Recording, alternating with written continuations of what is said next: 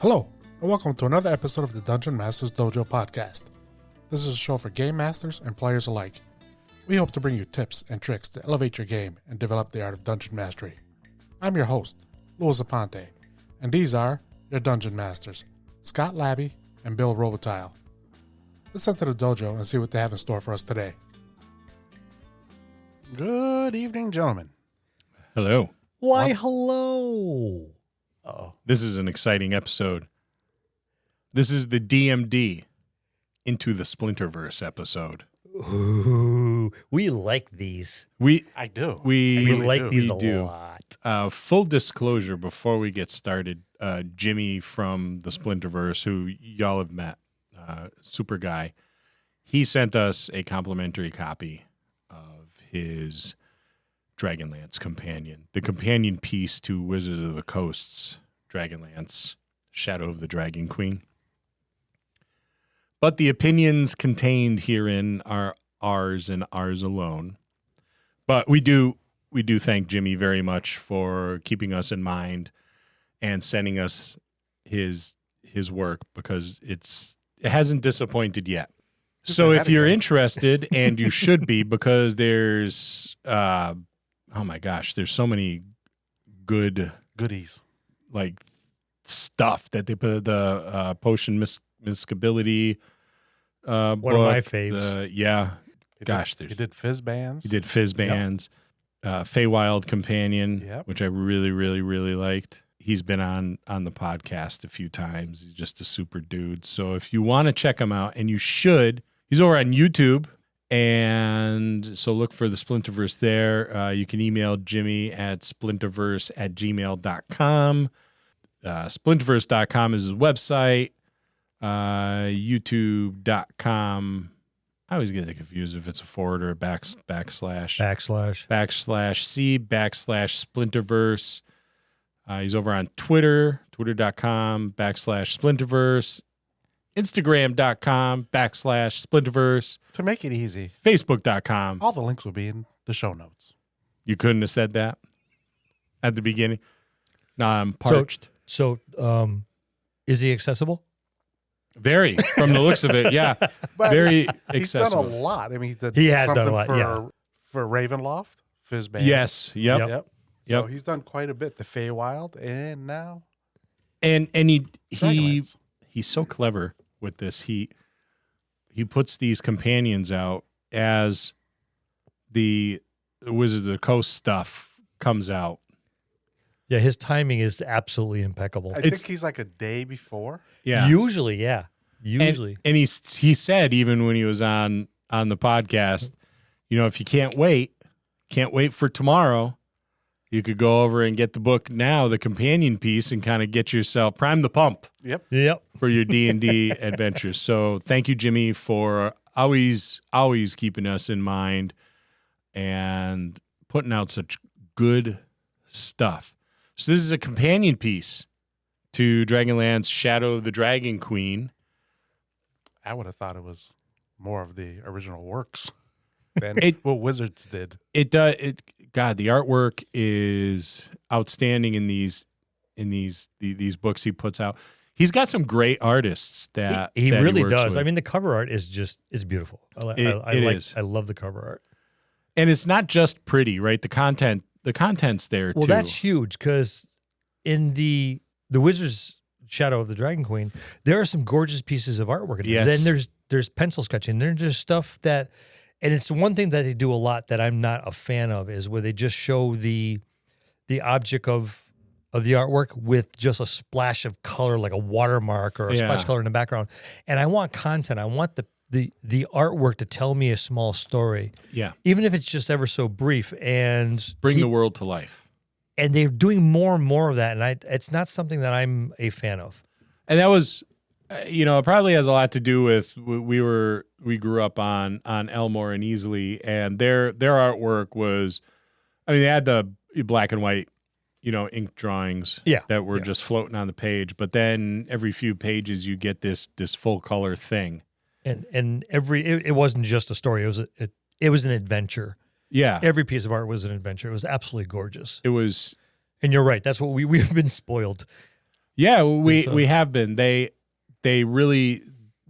brought you into the world with their artwork, which is, lends to the immersion, so that when you're playing the game or when you're running the game, you have this mental image of, even the armor was something unique to Dungeons and Dragons. It wasn't just that medieval knight armor. The breastplates were ornate. The Knights of Salamnia had their breastplates and their helms, and there was embossing and all sorts of just ornate marks on the elves. Had unique elven looking armor. It was immediately evident whose armor it was. Yes, yeah, immediately evident. So in this book, along with some really, really nice artwork, you get some character origins, right? You could play a Draconian. The Splinterverse has given you Draconians. Draconians were the enemy back in the day. They were the bad guys. They were the army of Takesis, the evil dragon queen. And these are very draconic looking, almost like half dragon or dragon folk type of creatures. You get a little quirk table in there. I can't help but order others around to improve efficiency. Cool stuff like that. That's Bill on every trip we take. I cannot deny. Number 3 on the. I can't help but order this. Yeah, there's no denying. So you get that. They have the different draconian subspecies that you could be a part of. Each one of them has their own kind of unique things, like blend, shapeshift, glide, all sorts of cool stuff. Poison, saliva. I don't recall draconian feats in the Shadow of the Dragon Queen. Nope. There's a couple draconian feats. Yeah, I mean that's pretty cool. And Final Twinge. I was like, I just came across. I was like, wow, I missed that the first time through. So that's nice that Draconians have their own special feats. But I mean, Dragonlance did a bunch of feats based and used only in Dragonlance. Yeah, so it would I make like sense. that. It would make sense, and I do like that. It would make sense that there was something that is specific to Draconian. So that's nice. So Jimmy's either got an inside guy, or he does a lot of research. Plenty of stone. We get a half ogre, and she's a hottie too. As half ogres go. Yep. Yes. She's a babe. I totally dig the Thanoi. I do too. Yeah. A walrus dude. I want to do a buddy cop adventure with a Thanoi and a GIF. Make it so. That would be freaking cool. But if I were to play a Thanoi, he's got to sound like Wilford Brimley. Diabetes. Because he's got that mustache, the Wilford Brimley mustache. You got to sound like Wilford Brimley. He reminds me of what was the race in like the third World of Warcraft expansion? There was like a whole group of these walrus people. The Wrath of the Lich King. I don't think I played it that far up. That was like the last great WoW expansion. So there's racial feats, which is cool. I really dug the racial feats when they put them out. All right, let's talk about subclasses. The first one is so awesome. I'm in love with the Flesh Sculptor, Artificer. Yeah. I am down for making my own flesh vehicles. That is cool. And here's this dude sewing a shoulder onto this Golem. Yeah. Yeah. He's got a pair of hands just hanging off his belt. It is, yeah. Augment flesh, enhance effigy. Nice. Dominant creature types. You even go through all the different creature types. That's interesting. Yeah. Where do you get your parts from? Anywheres. Here and there. Yep. Walmart. Yep. A little bit of this, a little bit of that. Yeah. He's just hanging out in the parking lot. Yep. Yeah. Watch out for the Flesh Sculptor's van out there. or the morgue. You done with that? Yeah. You need that for anything? Yeah. Just, were there any family or kin? No. Yeah, no. Oh. Can I get the feet? Yeah. I need a pair of matching feet. On the plus side, it'll be a shorter casket. You'll save money on wood. You get a Path of the Dragon Barbarian. I happen to like this one. I That's okay. Yeah, it's not one of my favorites. I wouldn't say it's one of my favorites, but I do like it. Where the barbarians, they've been so other with or against the dragons for so long that they're adopting some of their traits to other help or combat the dragons. And you have a barbarian who's already an imposing player character to start with, and you start giving him draconian abilities as well. It's just, I'd be totally down for a scaly ridge on my forehead. It'd be like the D&D equivalent of being like a Klingon. Yeah, I see. It's like, yep. As soon as you say, hey, here it is, the obligatory Star Trek reference. It's a nice piece of artwork with it, though, the barbarian. Yeah. The College of Ages, not too bad. I'm not in love with it. The cleric with the plague domain. I thought that one was cool. Yeah. It's interesting. I'll give it interesting. Not well. I would play. I mean, I'll play anything, but I put my own personal touch on it. This would be good in Marcus's campaign. It would be. Yeah. Yeah. Yeah. I don't know. I could see like a really cool emo adventure, with the plague domain cleric, and a couple of those other fringe kind of character classes. Spore druid. Yeah. Throw a few of those oddities in there, put them all together, and say, "There you go, guys, go play." The emo nice. kids. Yep, Foo Master. And this poor guy looks like he's got a little bit of the plague himself. Yeah, he needs a juice fast, is what he needs. He needs to get some carrot apple juice. He's a little bit more than that. He needs a skin peel. Yeah, he needs some. I do like the next one though. Circle of the Elements. Yes, the druid. Yeah, I think that's my favorite. 5e has done a lot of cool things with the druid, but the druid in second edition was just kind of like meh. He was. Well, it was a cleric wannabe, and the clerics were underpowered to start with. Yep. Yeah. So you played a druid, and it was a niche. That maybe that adventure just had to have a druid for whatever reason, but there really was no other reason to play a druid. Or I enjoy playing the insanely underpowered character and underpowered spellcaster amongst all of these other players because I got personality. Yeah, you could have a scimitar. Yeah. But not a short sword. Yes. Or a shillelagh or a staff. It's got to be wood. Or the blade has to be curved. And you couldn't even he had to wear wooden armor too. Wooden armor was as good as you can get. Yeah. Yeah. And then you had to fight to the death to get promoted. Yeah, for the Hierophant. Yeah.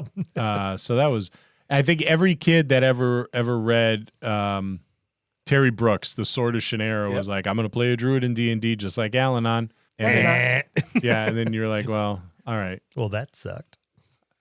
No, I think this is probably one of my favorite classes right here. Let's take a moment to talk about our sponsor. You're a new DM who wants to jump behind the screen. Maybe you've been volunteered by your gaming group, but aren't quite ready. You've been watching people play games online or on podcasts, and you're thinking to yourself, where do they come up with all that descriptive narrative? There's no way I can do that. Well, don't worry. We've got a solution for you. What if I were to tell you that I can put a team of professional writers alongside you at your desk while you're prepping your game? Sounds pretty good, huh? With Describe, we can do just that.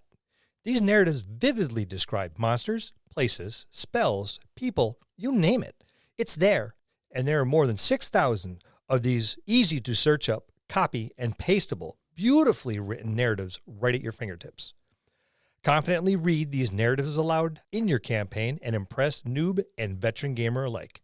And the best thing about it is, the library of narratives is constantly growing, and it's affordable. Describe has graciously provided us with a discount for our listeners. Head on over to describe.com/DMD. That's DSCRYB.com/DMD. Use the code DMD at checkout to try Describe for 2 weeks for free. Links will be in the show notes. And now, back to the show. Yeah, the Circle of the Elements is pretty cool. Like the primordial weapons are. I think that's I was why. just about to say, look at number 5. Yeah, that's going to be him. Oh, I was actually thinking about the Great Maul covered with coarse stone, because you don't see a lot of druids carrying a maul. True. No, you don't. I'm partial to the longbow that sets arrows ablaze as they're fired. That's cool. There was a movie It was a made-for-TV movie, and I think it was actually supposed to be a pilot for a TV series. It never took, but it was called The Archer, Fugitive from the Empire. And I loved that movie. I haven't seen it in like probably 42 or 3 years. Well, now you have something to look up to bring for our guys. I have never been able to find it. You have to look at the European market where they have odd things. But the bad guys were all these like snake people, and for the time, the makeup was really good, like really really good on him. But his bow would fire these arrows that were all like aglow, and he was bound to it. And that just kind of like reminded me of number 6.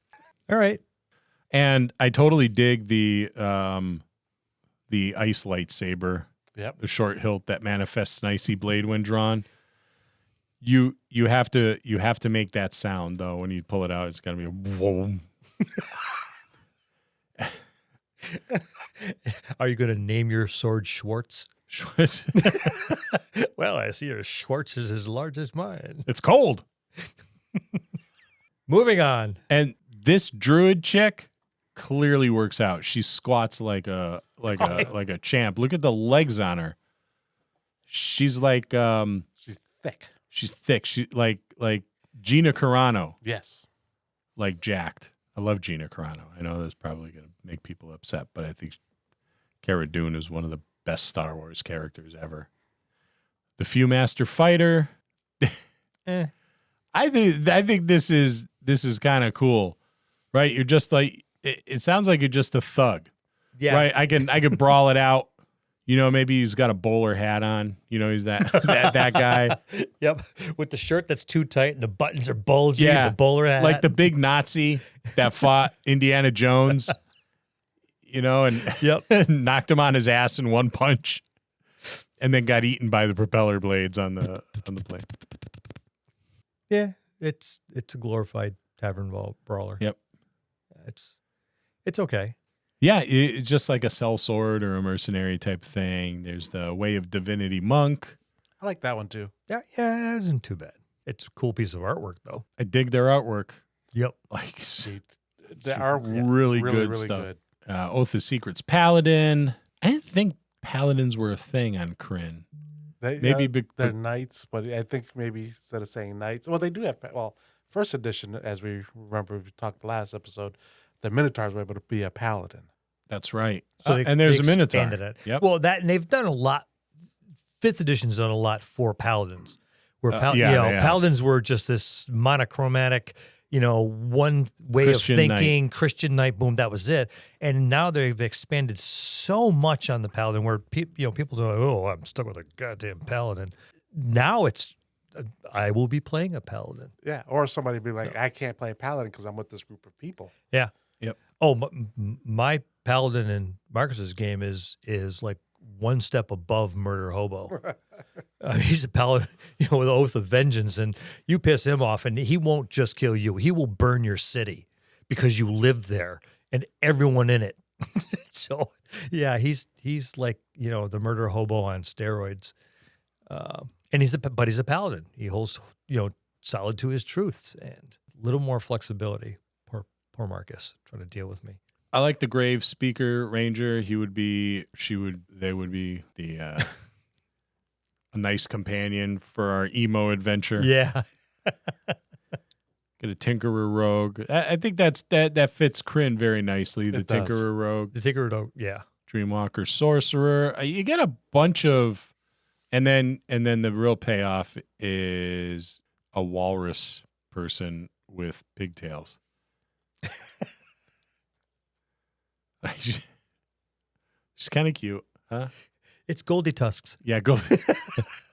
Warlock, the deity. This one's pretty good too. Most Yeah. warlocks are. Yeah. I really do like the Warlock class. It plays to my personal tendencies, which sometimes can be a little dark, and the Warlock fits that niche pretty well. And they've become so diversified in where they can go and what they can do that it becomes I don't know, it's becoming one of my favorite classes. There's a lot. you can do with a warlock, Yeah. just in Yep. in background and Well, and they're fairly. I mean, their spell list is somewhat limited, but depending on how you build it, you can have some very, very effective spells and a lot of spells depending on which way you go. So yeah, I've had a lot of fun with the warlocks that I've played. I played 3 of them so far, and I've been very, very happy with them. So I probably would jump on this one as one of the first ones out of this book to just give it a try. there is a badass picture of Lord Soth. There is a very, very badass picture of Lord Soth. And then That's beautiful. you get a bunch of backgrounds that they give you. You get some feats, which are pretty cool. More killer artwork. Some new spells. Some of those aren't too bad. It's a lot that you get packed into this book. You know, magic items. There's some decent magic items in here. It's a lot of stuff to. Well, it's a perfect companion. These books tend to be really good companion pieces to what Wizards of the Coast is putting out.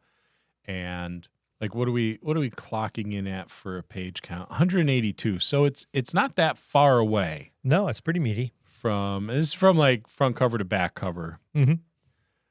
And it's, you know, when you don't get any print on the page, you're getting a full page spread of artwork, which is really good. I think just for all the new subclasses, 20 new spells, all the new feats. Yeah. Yep. The artwork, if you're really into all that, I really like Jimmy's stuff. The artwork really does it for me. I like, of course, the content is great too, but the pieces of art that are in it, Jimmy needs to introduce us to his artists. I like it. There's not all the artwork is the same, which is nice. There's some what's the word I'm thinking? Tarot. It looks a lot of these. I'm in the. What page you on? He doesn't even know. I know. It's page 71. Okay, I was almost there. Right. So we're looking at like gods and stuff like that. Yep. All of these images look like tarot cards. They do. Which is pretty cool. So I can imagine these being laid out in front of you by some seer or something that, you know, in a deck of tarot. And I'm sure that's done somewhat on purpose. Yeah. Yeah, I would imagine. Oh, they're gorgeous. Jeez. I mean, even his magic items are pretty good. Yep. Yeah, it's a really nice You could see the piece of work. The amount of thought that was actually put into this. Yeah, this wasn't just slapped together. And for an indie publisher, this is some high quality stuff, right? Because you wouldn't guess. We've said that in this the is- past. Yeah. The quality of his stuff is just astronomical compared to other stuff, and it looks so much like the Wizard stuff on purpose. Yeah, it would look just as nice sitting on your bookshelf next to whatever it is a companion piece to. And then you get a map, get some monsters, you get an adventure, which is nice. I mean, that's kind of cool. Hey, I found the Minotaur. It's listed in the bestiary. So cool stuff. Now we got a black and white copy. It's the printer friendly. I opened that one up first, and I was like, "Wow, Jimmy's going like a little noir. This is cool, like really artsy." Lou set you straight. Yep. And then Lou's like, "No, it's there's a full color one." So Lou pointed out all I had to do was read, and I would find it.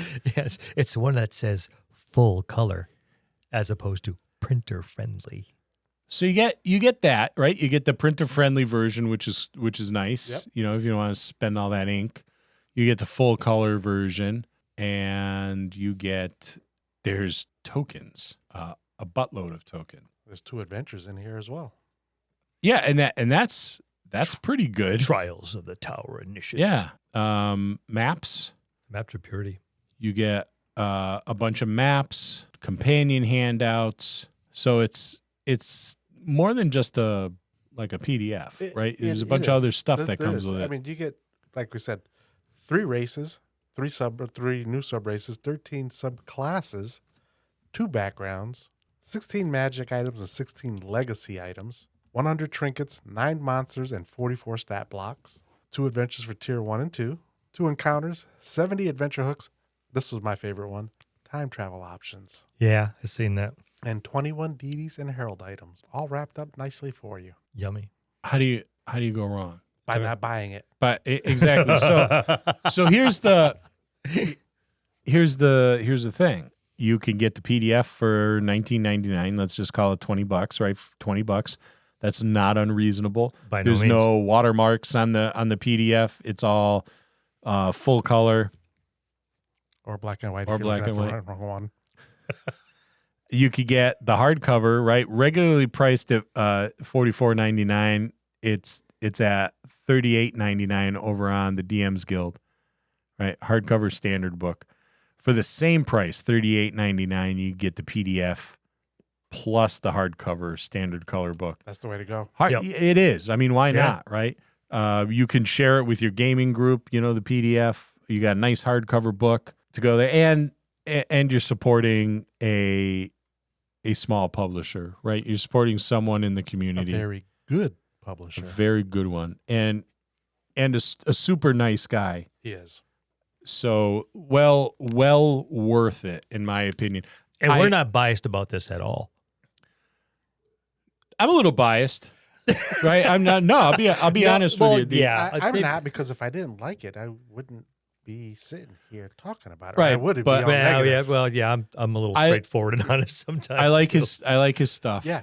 I like his style. And- you're right. His artists are absolutely phenomenal. I like the way he lays it out. And he's a good guy. Yep. Right. And it's all about, what, for me, it's, are you a good guy or not? Are you a decent person?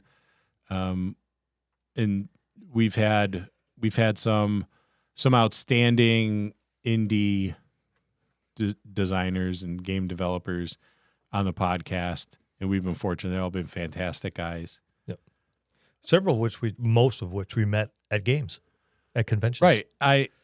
We played their game going, we need to talk to these people. Yeah. Yeah. And that's how we had Never Going Home. Mhm. Matt and Brandon joined us, another group of fantastic guys, indie developers like Jimmy, like Brad Uni Yep, over yep. Carnivore Games. So support these guys in the community, these folks in the community that are putting out really, really high quality stuff and doing that thing we all dream about doing. Their love of the world and their love of the game is so apparent in the work they're putting out. It's like this is the physical manifestation of the love that old timers like us have, Yeah. that by no means have the skill or means to do something like this, and to find someone else that does it and just go, I love everything about this because this is everything that I had in my head that I have no way to get out of there. And lo and behold, there it is. Put it all on paper. Yep. For the low, low price.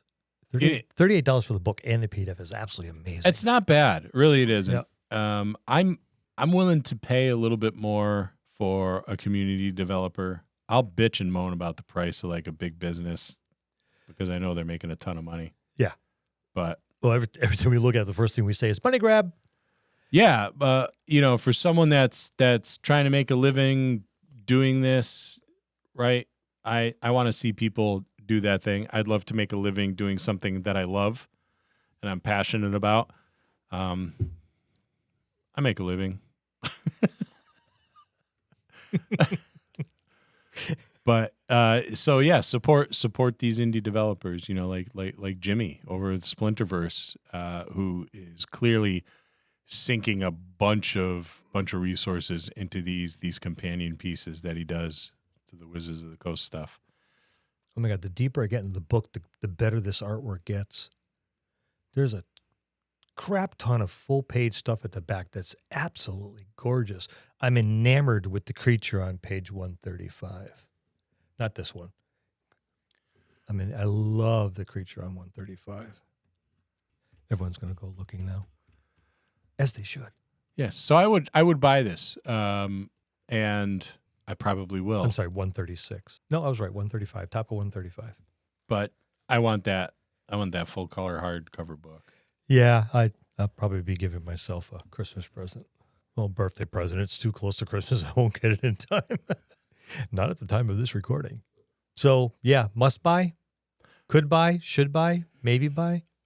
I think if you're going to get the Dragonlance Shadow of the Dragon Queen book from Wizard of the Coast, I would say it's a must buy. If you're gonna travel through Krynn, then this is something you must have. I'll agree with that sentiment exactly. If you're not gonna get the WotC book, you should do it anyway. Check it out.